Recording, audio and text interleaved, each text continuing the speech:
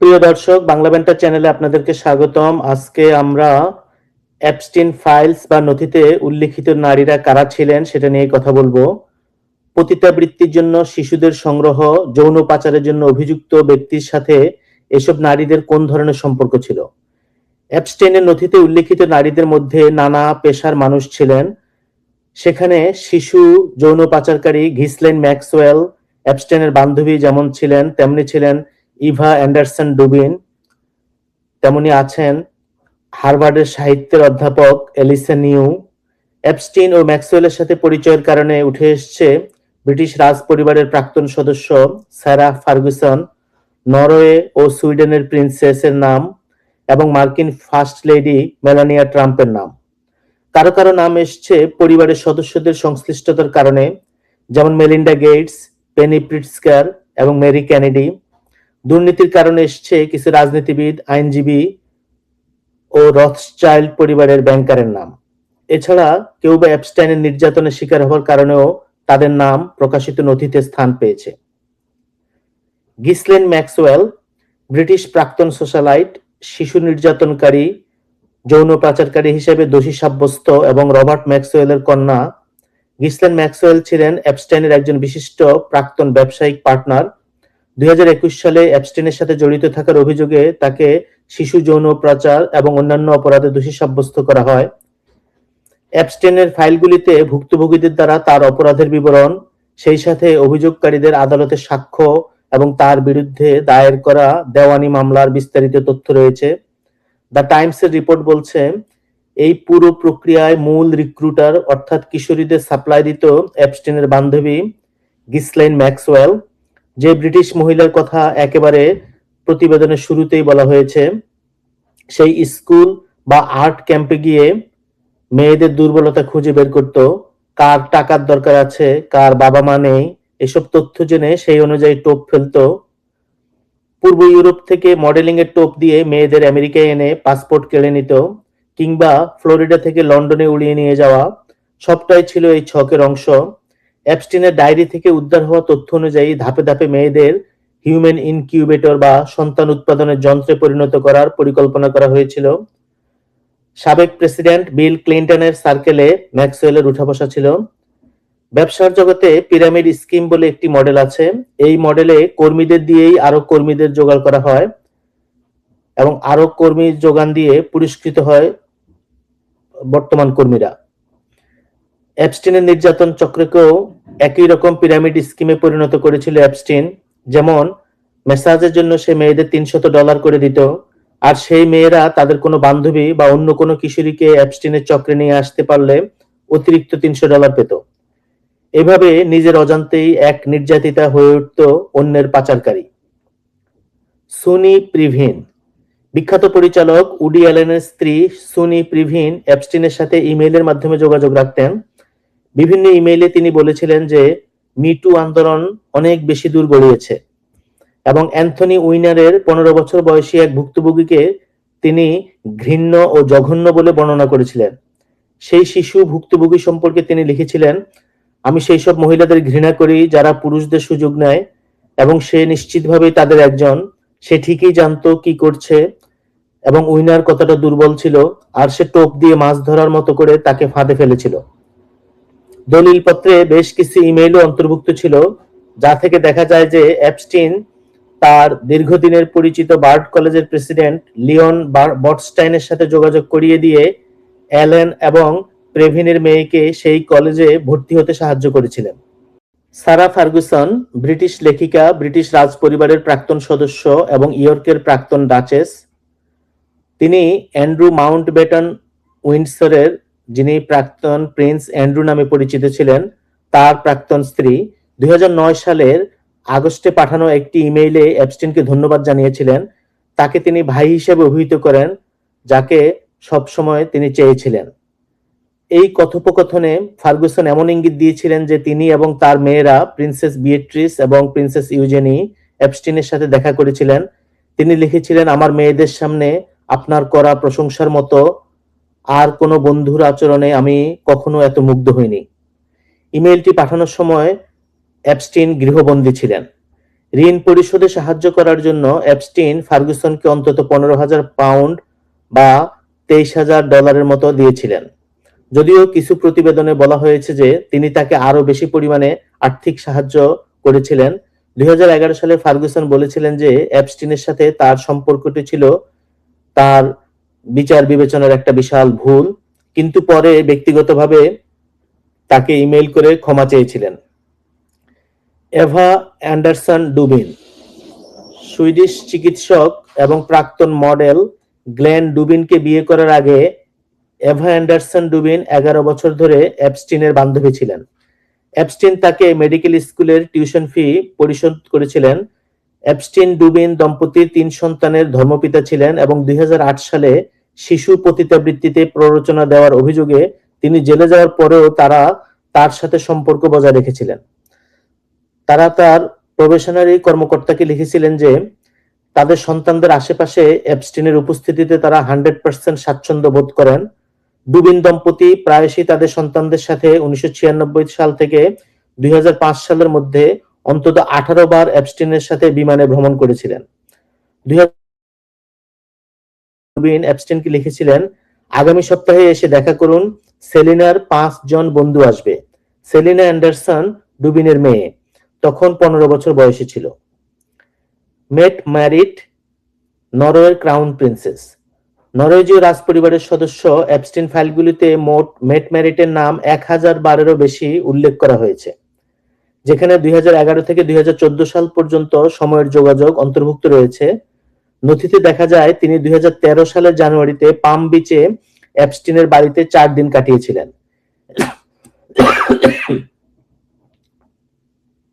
একটি বার্তা থেকে বোঝা যায় যে তিনি তার 2008 সালের কারাদণ্ড সম্পর্কে অবগত ছিলেন। তার অ্যাকাউন্ট থেকে পাঠানো একটি ইমেইলে এপস্টিনকে জিজ্ঞাসা করা হয়েছিল একজন মায়ের তার ছেলের ওয়ালপেপারের জন্য সার্ফবোর্ড বহনকারী নগ্ন মহিলাদের ছবি প্রস্তাব করা উচিত কিনা। এপস্টিন নথি প্রকাশের পরে প্রতিক্রিয়ায় তিনি বলেন, আমি বিচার বুদ্ধির অভাব দেখিয়েছি এবং এপস্টিনের সাথে কোনো ধরনের যোগাযোগ রাখার জন্য আমি অনুতপ্ত এবং এটা সত্যিই বিব্রতকর। তিনি জেফ্রি এপস্টিন কর্তৃক সংগঠিত নির্যাতনের শিকার নারীদের প্রতি গভীর সহানুভূতি ও সংহতি প্রকাশ করেন। নরওয়ের প্রধানমন্ত্রী জোনাস গাহার স্টোরে বলেছেন যে তিনি মেট ম্যারিটের বিচার বুদ্ধিতার অভাব স্বীকার করাকে সমর্থন করেন। দুর্নীতি ও ফান্ডিং এর কারণে যাদের নাম এসছে তাদের মধ্যে আছেন হার্ভার্ডের অধ্যাপক এলিসা নিউ, আইনজীবী ক্যাথরিন রুমলার, রাজনীতিবিদ স্টেসি প্লাস্কেট, ফরাসি ব্যাংকার Ariane de Rothschild. Elisa New American শিক্ষাবিদ এবং হার্ভার্ড বিশ্ববিদ্যালয়ের প্রাক্তন অধ্যাপক। 2015 সালে আমেরিকান সাহিত্যের হার্ভার্ডের এই অধ্যাপক এপস্টিনকে একটি চিঠিতে লিখেছিলেন যে তিনি অনুদানের ব্যবস্থা করেছিলেন, তার জন্য ধন্যবাদ জানিয়ে চিঠি লেখেন। আপনি আমার পোয়েট্রি ইন আমেরিকা প্রকল্পের একজন অসাধারণ সমর্থক ছিলেন। সেই উপহারটিকে হার্ভার্ডের ডিনদেরকে একটি বিশ্বের সর্বোচ্চ মানের মানবিক বিষয়বস্তু তৈরিতে ভূমিকার গুরুত্ব সম্পর্কে সচেতন করেছে।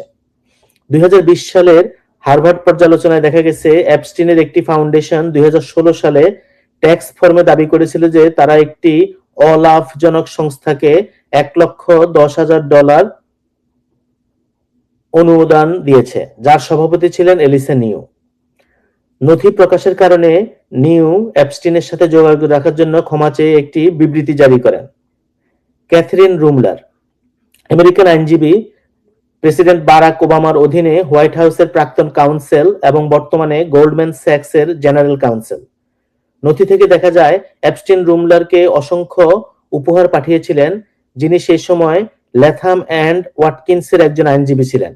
উপহারগুলোর মধ্যে ছিল ফুল, ওয়াইন, একটি হার্মিস ব্যাগ, বার্গডফ গুডম্যানের $10,000 গিফট কার্ড, স্পেয়ার ট্রিটমেন্ট, একটি অ্যাপল ওয়াচ এবং 1 মিলিয়ন এমএক্স পয়েন্ট। এপস্টেন ফাইলের পূর্ববর্তী প্রকাশনাগুলি থেকে দেখা গিয়েছিল যে তারা দুজন নিয়মিত যোগাযোগ রাখতেন। রুমলার বলেছেন যে এপস্টিনের সাথে তার সম্পর্কটি পেশাগত ছিল এবং তিনি তার চাকরির অংশ হিসেবে নিয়মিত অপরাধীদের সাথে মেলামেশা করতেন। তিনি আরো বলেন, আমি তাকে চেনার জন্য অনুতপ্ত এবং এপস্টিনের অপরাধের শিকারদের প্রতি আমার গভীর সহানুভূতি রয়েছে। স্টেসি প্লাস্কেট, আমেরিকান রাজনীতিবিদ এবং আইনজীবী। টেক্সট মেসেজগুলিতে দেখা যায় 2019 সালের ফেব্রুয়ারিতে হাউস ওভারসাইট কমিটির একটি শুনানির সময় এপস্টিন মার্কিন ভার্জিন আইল্যান্ডের প্রতিনিধিত্বকারী প্রতিনিধির সাথে যোগাযোগ করেছিলেন, যেখানে মাইকেল কোহেন ট্রাম্পের বিরুদ্ধে সাক্ষ্য দিয়েছিলেন। যদিও প্রাপকের নামটি গোপন রাখা হয়েছিল, কিন্তু টাইম স্ট্যাম্প এবং বার্তার বিষয়বস্তু থেকে মনে হয়েছে যে এপস্টিন প্লাস্কেটকে টেক্সট করেছিলেন।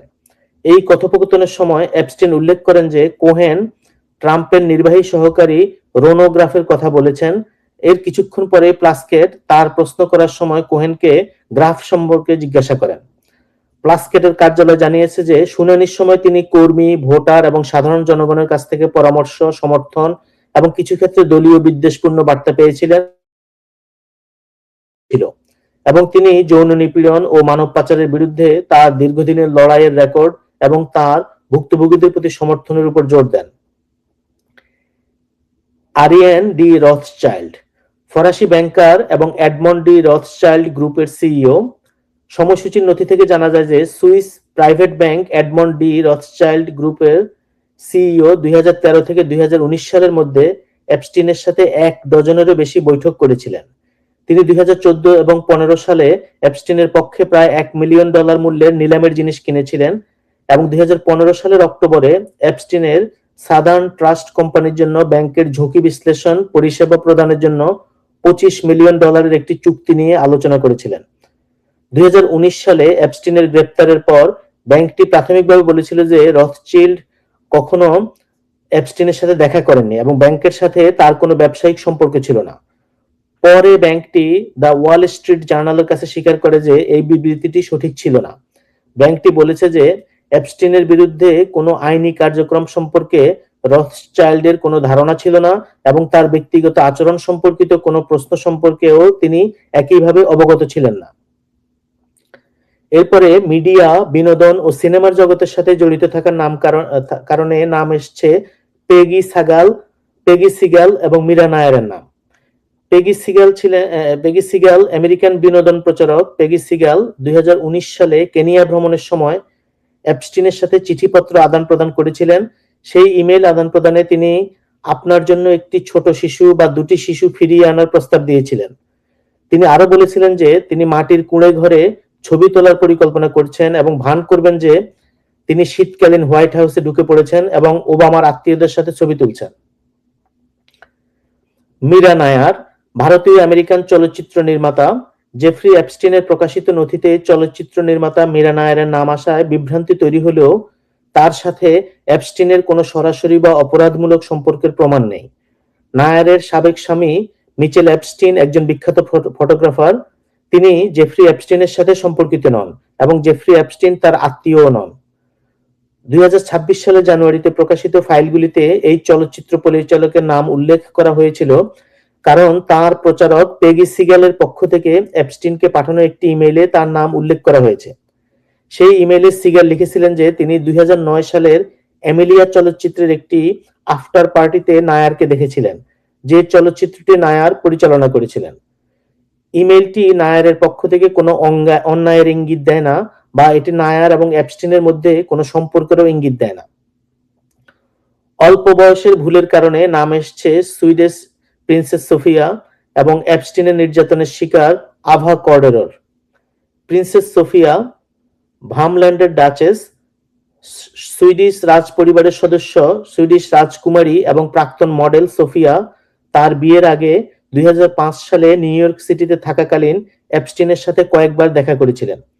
2005 সালের একটি ইমেল থেকে জানা যায় যে এপস্টিন তাকে তার ক্যারিবীয় এস্টেটে আমন্ত্রণ জানিয়েছিলেন, যা সুইডিশ রাজকীয় আদালত দাবি করে যে তিনি প্রত্যাখ্যান করেছিলেন। 2010 সালে রাজকুমারীর একটি ছবি তার পরামর্শদাতা অর্থদাতা বারবারো এনবম এপস্টিনকে পাঠিয়েছিলেন। এপস্টিন 2012 সালে সোফিয়াকে নিউ ইয়র্কে একটি ব্যক্তিগত ব্রডওয়ে প্রদর্শনীতে আমন্ত্রণ জানিয়েছিলেন। আভা কর্ডেরো মার্কিন মডেল।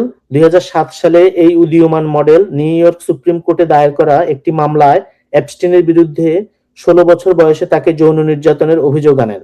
এই মামলার ফলে নিউ ইয়র্ক পোস্টের মাধ্যমে কর্ডেরো একজন ট্রান্সজেন্ডার নারী হিসেবে পরিচিতি লাভ করেন।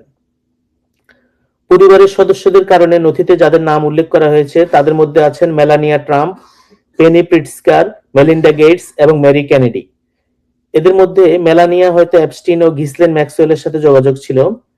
মেলানিয়া ট্রাম্প স্লোভেনীয় এবং আমেরিকান মডেল ও মার্কিন যুক্তরাষ্ট্রের ফার্স্ট লেডি। 2002 সালের একটি ইমেইলে মেলানিয়া ট্রাম্প জি নামের পরিচিত এক ব্যক্তিকে লিখেছিলেন এবং অ্যাপস্টিনকে নিয়ে নিউ ইয়র্ক ম্যাগাজিনের একটি প্রোফাইলের জন্য তাকে অভিনন্দন জানিয়েছিলেন। যদিও প্রাপকের ইমেইল ঠিকানাটি গোপন রাখা হয়েছিল, তবে নিবন্ধটি অ্যাপস্টিনের তৎকালীন বান্ধবী ঘিসলেন ম্যাক্সওয়েলের ছবি ছিল। মন্তব্যের জন্য অনুরোধ করা হলেও মেলানিয়া ট্রাম্প তাৎক্ষণিকভাবে কোনো প্রতিক্রিয়া জানাননি। পেনি প্রিটস্কার, মার্কিন ব্যবসায়ী এবং মার্কিন যুক্তরাষ্ট্রের প্রাক্তন বাণিজ্য সচিব। মার্কিন ব্যবসায়ী পেনি প্রিটস্কার তার চাচাতো ভাই টম প্রিটস্কার এবং জেফ্রি অ্যাপস্টিনের মধ্যে আলোচনার বিষয় ছিলেন। টম প্রিটস্কার অভিযোগ করেন যে পেনি তার আয় প্রায় $80 মিলিয়ন কম দেখিয়েছেন।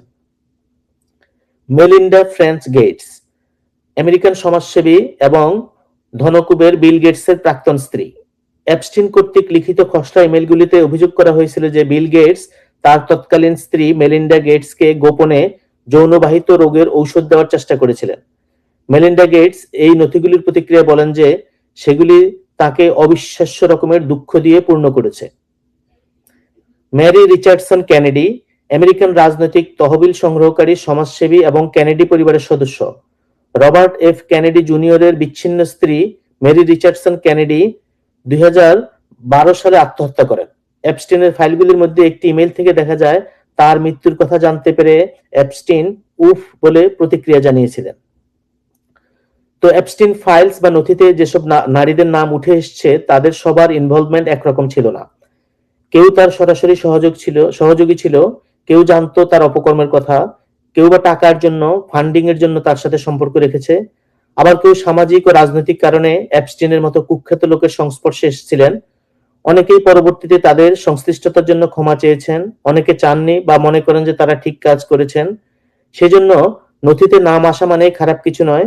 সমাজের গুরুত্বপূর্ণ ব্যক্তি ও পরিবারের সদস্যদের কারণে তাদের নামও নথিতে উঠে এসছে। সেজন্য সবাইকে এক পাল্লায় বিচার করা ঠিক হবে না।